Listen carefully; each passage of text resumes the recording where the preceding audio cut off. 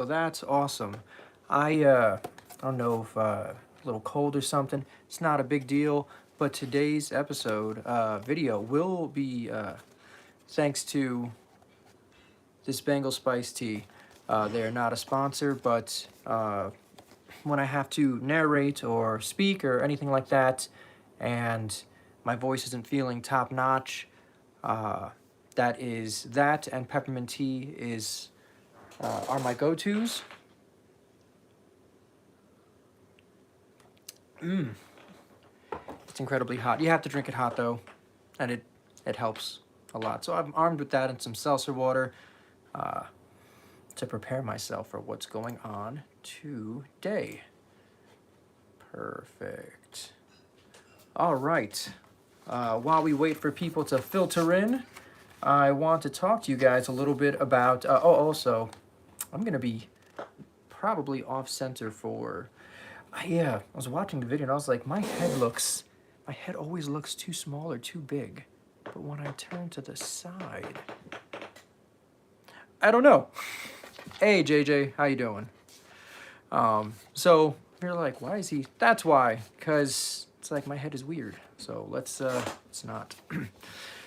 All right, but while we're waiting for people to filter in, I was talking to a friend of mine recently about simulation theory. I don't know if you are familiar with that. It is the theory that we are, and the Earth is a simulation. We're like computer programs, essentially, or living within the computer program. We're not. It's well, there's different ideas. That's not important right now. We were talking about it for a while, having a good time, right? And he brought up a theory that I'd heard a bit about. You guys might have heard about it already. It might be a combination of theories. I'm calling it the contaminated timeline theory. Good morning, Sandy. What he was saying is, if you look at all of the disasters, natural and man-made, in the last, we'll say 5 years, there's been so many that it's almost like we're getting more than what would be considered our fair share of disasters. And this makes sense. We had like Spanish flu, and then there was some years past. I don't recall exactly where the Great Depression falls in there. Spanish flu, Great Depression, the Great War, which World War One. After World War One, war. If you win the war, it boosts the economy. Usually is what happens. So then there was some fun times, and then we had World War Two. I will say that for Germany or the Weimar Republic or whatever it broke up into, I'm sure there might have been other transitions there. They did not experience that boost in the middle, but as far as I can understand it, they experienced the boost during World War II. Production ramped up, and anyway, so we have all of these catastrophes happening back to back, and the contaminated timeline theory is that the powers that be have some method for almost like being able to reach into other timelines or examine other timelines. There's like windows, and the reasons for doing this could be to extract resources. If you needed precious metals or something like that, if you could reach into another timeline, you'd be screwing over that timeline, but you would be gaining whatever resources, whatever benefits. So what he said was that this kind of creates an opening, and what we're seeing here is the catastrophes from several other timelines spilling into this timeline. Another thing he said, which I thought was interesting, is that another good reason, if you can justify, to look into another timeline is to predict outcomes. So if you can go and, I mean, this would be a really silly thing to do if you have something that can look into other timelines, but if you can go and perhaps witness a race that happens for you in the future, but for someone else in the past, and see which horse won, first, second, third, you can kind of say, all right, well, the horses in my timeline are similar to these. This is a pretty good predictor of what would happen. I will bet on this horse, right? So I thought that was really interesting, and I wanted to share it with you guys. I do want to add in, though, unlike a lot of things here where I do have a very open mind, I do not currently subscribe to the contaminated timeline theory, and I'm going to explain why, because I think that well, first off, I think it's logical, and I want everybody that watches to at least know, like, the sniff test. How am I testing these theories?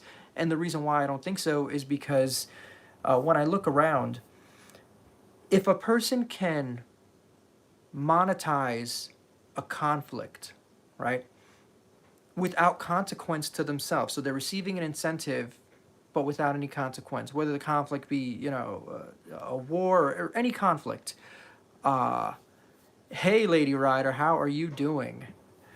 Glad you're here. Thank you for coming. If you can monetize these things, that person that can make money off of these things, like if you can make money off of war, you will forever find a reason for war.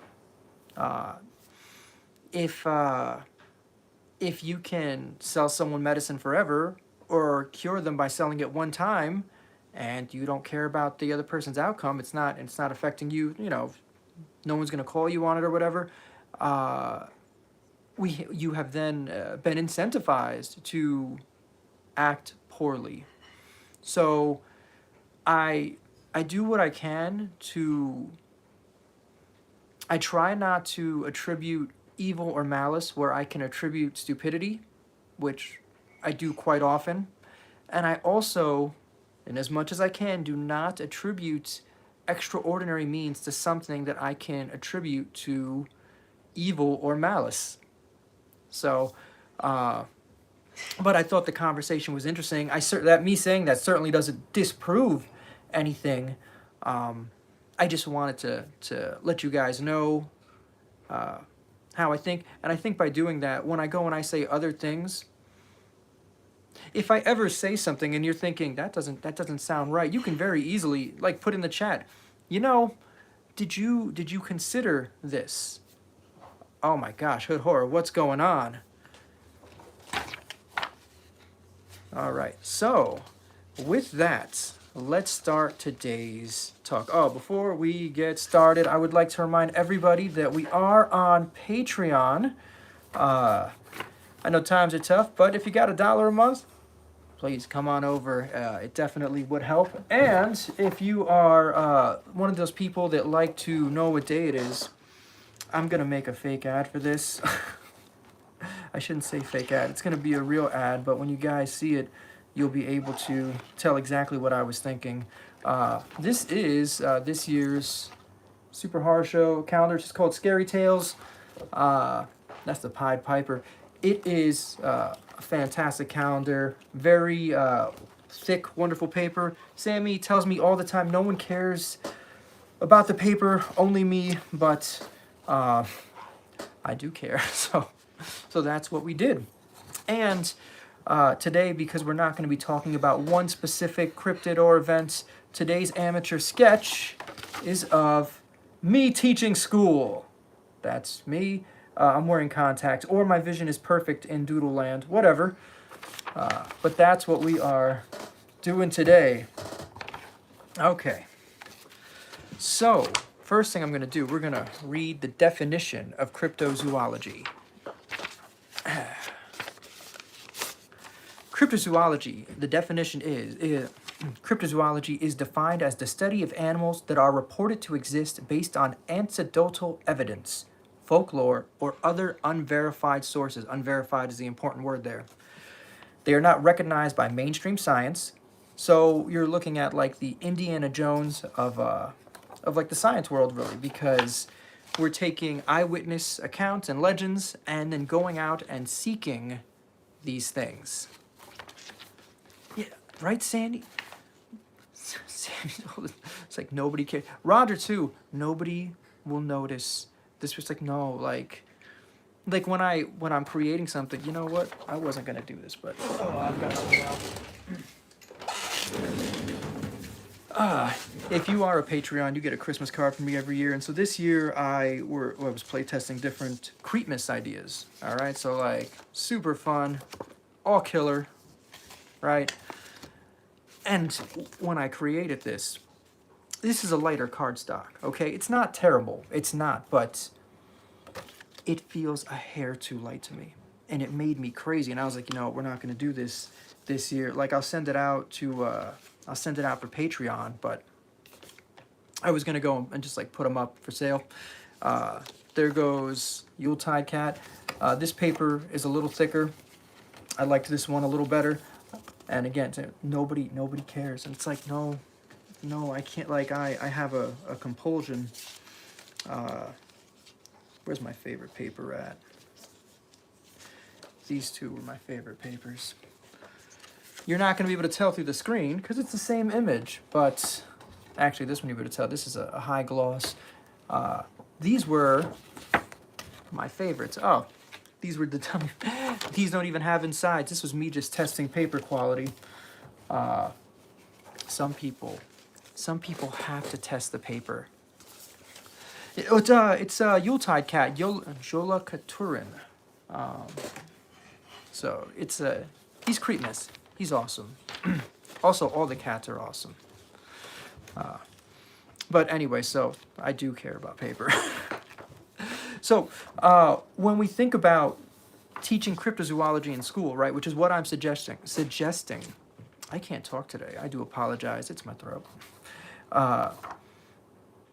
The best argument that I've heard against me doing this, or anybody doing this, or it being done, I guess, in general, is why would you go with cryptozoology instead of just teaching about actual animals in the world? There are a lot of animals. I remember Isaac told me there's, my nephew, he told me there was like, I don't know, like 800 Pokemon. And I'm like, this is nonsense.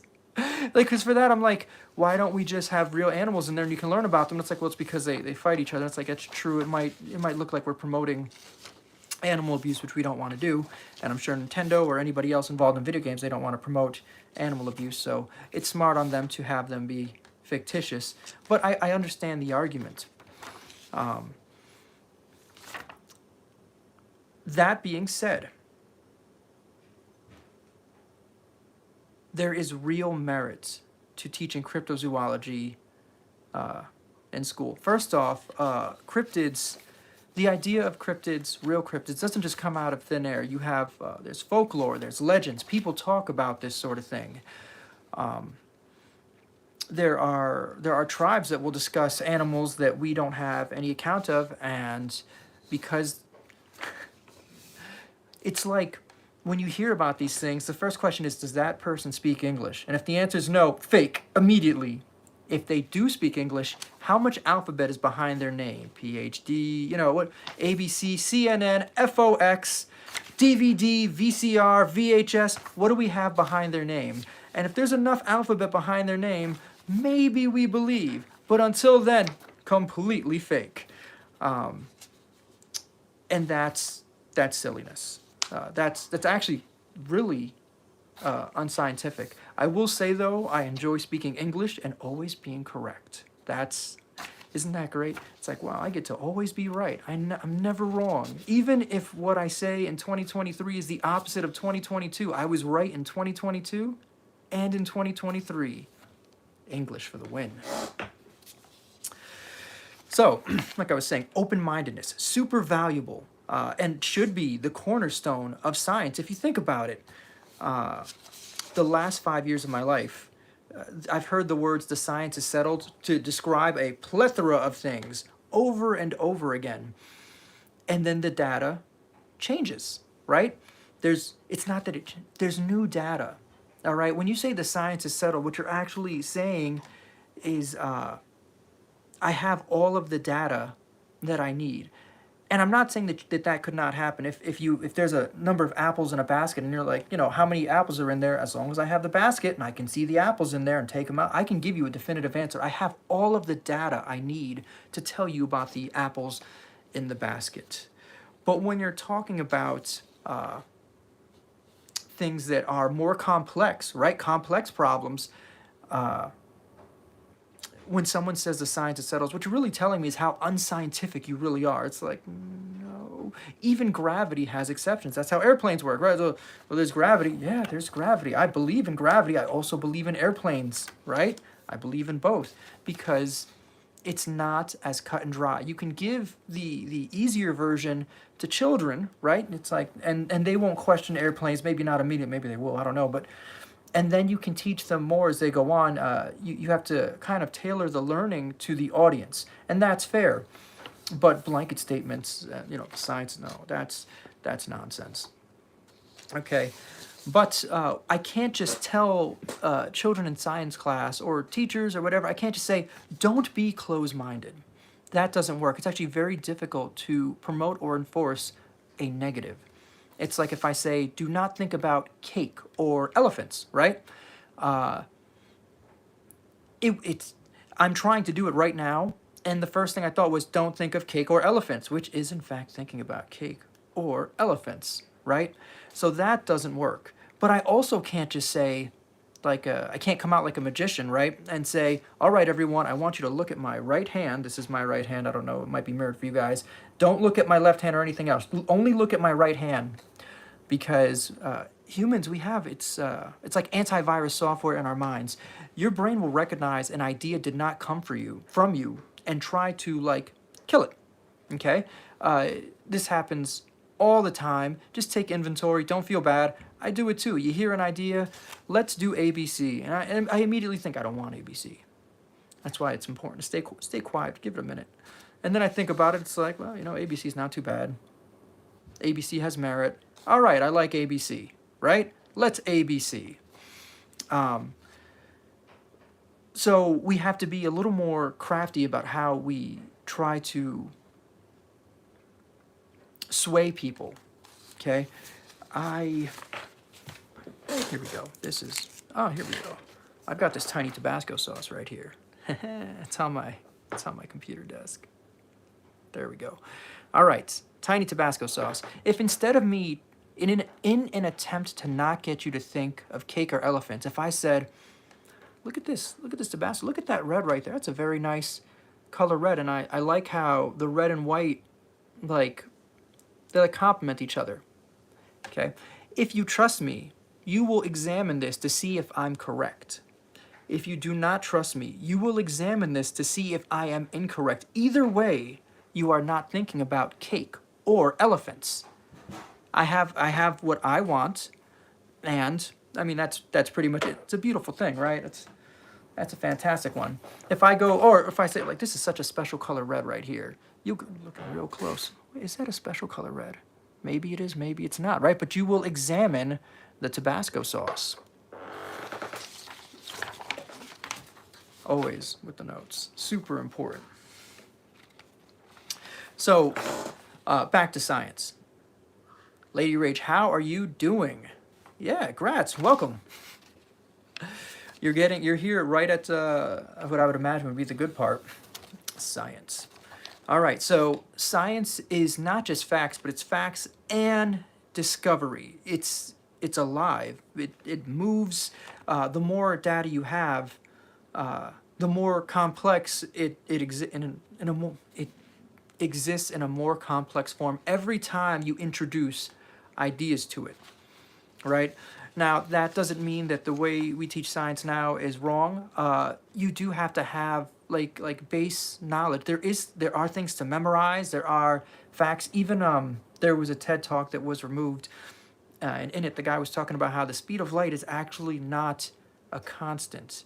It can vary by the smallest, an amount that we would not be able to determine without machines or anything like that, right? But that is how it is, and I don't know if there's a place to find TED Talks that have been removed, but you can find that. That is one of them.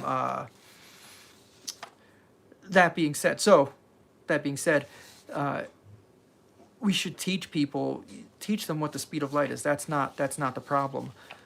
They need something they can put in there on the paper. Also, earth science, real easy. They say for exams, always say that the solstice or the equinox is on the 21st, right? September 21st, December 21st, always the 21st.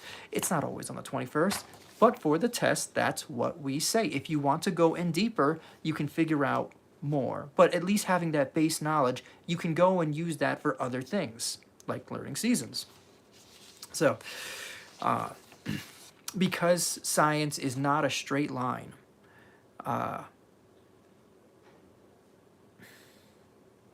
we should have space built into advanced science program. I understand if this is like a course for people that maybe would have a difficult time in science, right? Then we don't need to bombard them with, listen, just so you know, the speed of light is not really the speed of light. Just so you know, the equinox is not always on the 21st. They don't need that information. Just pass the test, and live your life. You don't have to be a scientist, right?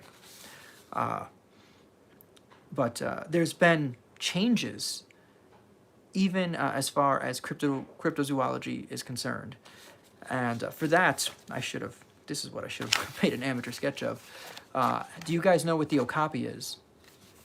The okapi was described by natives, I think it's in Africa, 90% sure it's in Africa, as a creature with the head of a giraffe, not the neck, the head of a giraffe, the body of, I think, a horse or a donkey, and the hind legs of a zebra. So it's like wearing zebra pants.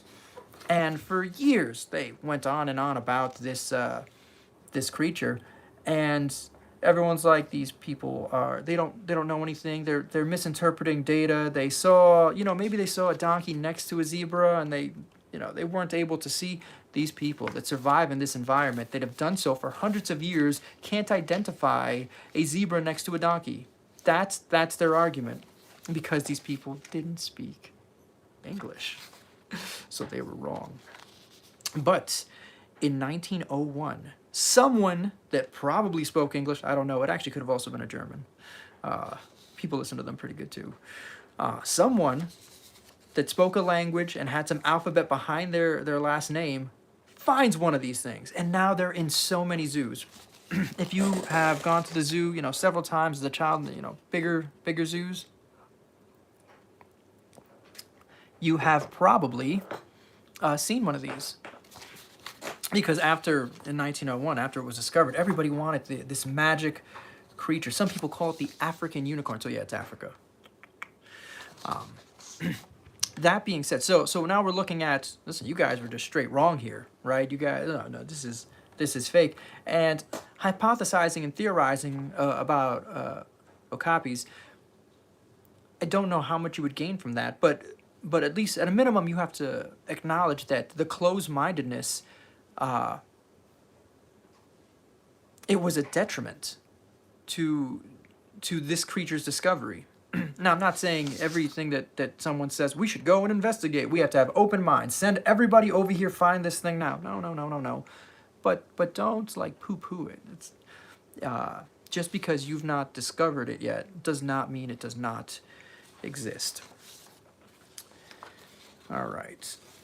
So, when you hear me talking right now, you might think, oh boy, he really hates science. No, not even a little bit. I just know when someone that's a very sciencey person, right? Someone that speaks for science says something like, this doesn't exist, I automatically translate it to, I haven't seen enough evidence to convince me that this exists. And that's fair. I wish they would say those words instead of the very lazy, nope, fake. That's silliness. So, cryptozoology in schools. I would not give it its own course. I think that's too much time to dedicate to cryptozoology, but I would give it its own subsections at the ending of advanced placement courses. Like, if you're in advanced chemistry, I don't know how many people here have taken chemistry or taking chemistry, but there are, they're called redox reactions, and I believe most of the time oxidative actions are thermogenic. They create a lot of heat. So if you have learned about this and you understand these reactions, at the end of the section, or maybe, towards the end of the year, you guys could hypothesize how a phoenix works, right? that could potentially, I know I would have been way more interested. I was already interested in science. I would have been way more interested if it was like, we're going to go and talk about the phoenix. And it's just playtesting. It's theories and playtesting. In advanced bio, we could think about mitochondria and werewolves and how mitochondria would play a role in the rapid muscle growth and that sort of thing. In physiology, I do have the Loch Ness monster written here. The ability to survive and thrive. Dinosaurs are kind of special in the way that they are somewhat misclassified. Some of them don't have reptile bones. They have their bones are different, and so they're technically they shouldn't be classified as reptiles. But no one's gonna change the classification now. That's done. So by doing this, we're not just pointing at drawings of creatures and saying, "Oh, look, this is cool."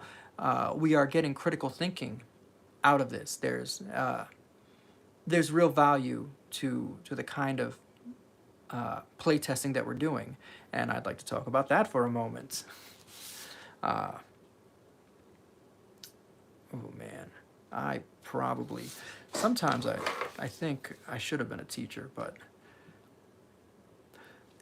sidetrack. If you guys took a drink every time, even of coffee, every time I sidetracked, your heart would explode from the caffeine. In case you guys don't know, there's this thing called the multiple intelligence model. IQ measures linguistic and logical intelligence, and it works as a marker for school because that's how teachers teach. It's like the laziest way to teach. You write everything down. If the person's able to learn from reading things, they learned it. If the person has musical intelligence or natural intelligence, spatial intelligence, kinetic intelligence, there's so many different ones. That's why I like you people with the hands-on learning and things like that. Those people, a lot of them in the past have accidentally lived their lives thinking they were dumb. And something should be done about that. I have imagineered school settings where people were taught by their intelligence model. So you could have a teacher that taught science, but for people that had higher natural, spatial, kinetic intelligence, probably even intra and interpersonal intelligence, because it's all about relating the material. So actually some of science, you wouldn't even have to go very far for interpersonal. And interpersonal, the analogies are already there. I think we're already using them a little bit, but not super important. But if you are curious about this, if someone has called you dumb and you knew they were wrong but did not know why, you should look up the multiple intelligence model. It's very interesting, and I think there's even some tests online. I'm going to be very honest, I'm very lucky because I learn, I'm very high in logic and linguistic, and that is the easiest way to teach. If you give me a book, I can read the book and understand the material, and sometimes it takes more than one read, but I can practically apply what I've read. But many people do not, it's just not the same thing. And in school, teachers will put their hand down and call that person genius, which is inaccurate. It's you literally put out this material in a way that it would be easy for me to digest, and so I digested it. It would be like trees calling us stupid for not using photosynthesis. It's like, no, there's a different process for me. Anyway, sorry. Don't drink coffee every time I digress, because it'll be fatal. Practical application, very real practical application, okay? I want to talk about werewolf transformations, right? Werewolf, I do think more of as Hollywood horror, where Dogman is more the cryptid, and I feel like that only makes my point stronger. I'm not even going to use something that we consider to be like biological. I will use this thing that is, I'll say sort of an act of fiction. Sort of. Because there's chimeras and... Oh, man. See, I did it again. I'm very open-minded. Even when I'm saying I'm closed-minded, it's like, no, that's not exactly right either. Okay. If we go with mitochondria and werewolves, the werewolf goes and strong and big and monster and eat now and can punch down doors and uproot trees. Obviously something's happening with mitochondria. It's multiplying somehow. There's something happening. What are the precursors to mitochondria, right? Is there a way that can we give the body the vitamins, the minerals that it needs for it to build this, and then signal it with the hormone to go and just flood with mitochondria? Now, we wouldn't want to flood to the point where it would be werewolf-like, where the person can't function anymore in the mind because they're Abraham Maslow's hierarchy of needs. You need those base needs met, food and shelter, right? So what's happening with the werewolf is it transforms, and now the needs for food get so great that the higher needs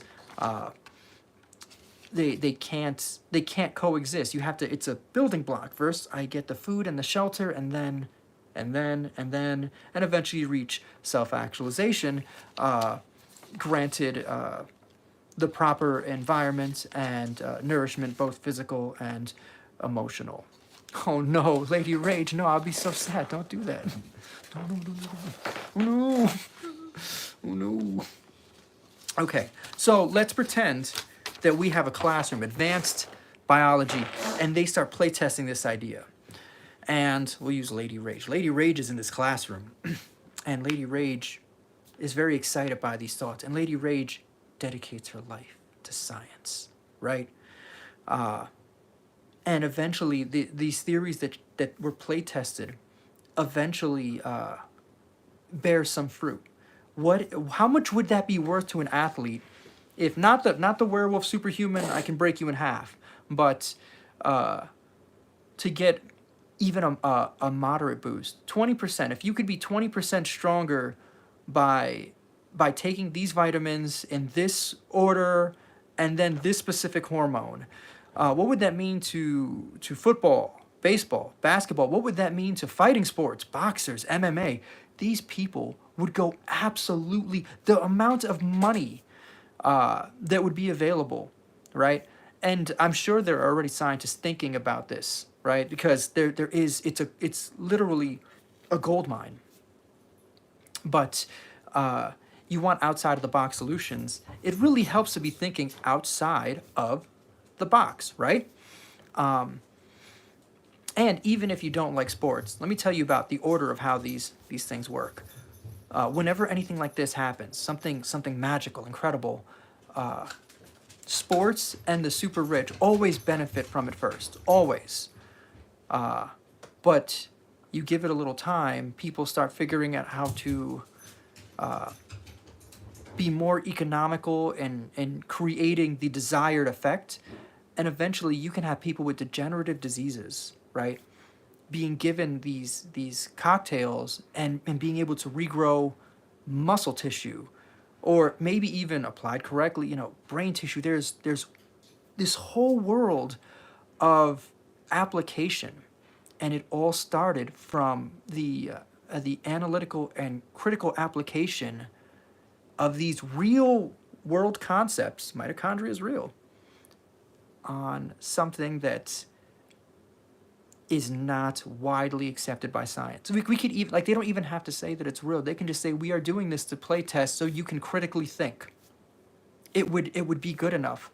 You don't need the real reason at that point is not to prove that werewolves are real. It's to understand mitochondria and muscle growth and in a way so well that you can change it. And that's how you know when you really understand a process. You can see this when people are like cooking. Me and Roger were making cookies yesterday, and we had 1 cup of flour and we needed 2 1/4 cups. He said, well, we'll just use almond flour. It'll give it like a nice little nut taste and whatnot. And I said, yes, but don't we don't want to put the full cup and a quarter in there because I think that'll be too much. Coconut flour is very high in fiber, so it's like thirsty. It'll dry things out. We're gonna put this much coconut flour in, this much rice flour in, and that much almond flour. The cookies came out great, just so you guys know. And because we used the coconut flour, which has a very good texture to it, it just dries things out too much, we switched out one of the sugar ingredients for maple syrup because that is a wet ingredient. But yet by understanding the process, I was able to, on the fly, make changes to it without a problem. All right, let me go and glance over at my notes again. Always.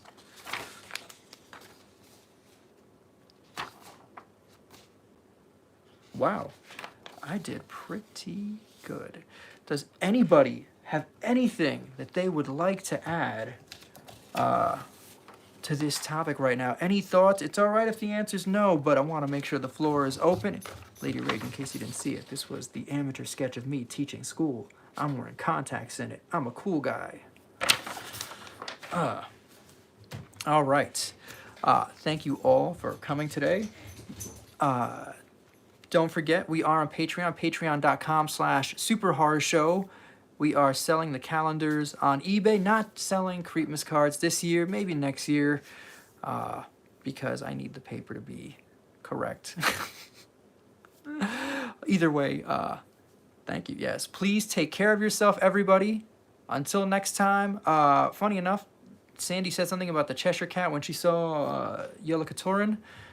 Tomorrow's talk is going to be about Cheshire Cat phenomenon. So you're not going to want to miss that. I'm not sure when it's going up. I have to go look at my work schedule, etc. But it's going to be a fun one. So don't forget to hit that bell so you know when we're on. And I will see you all next time.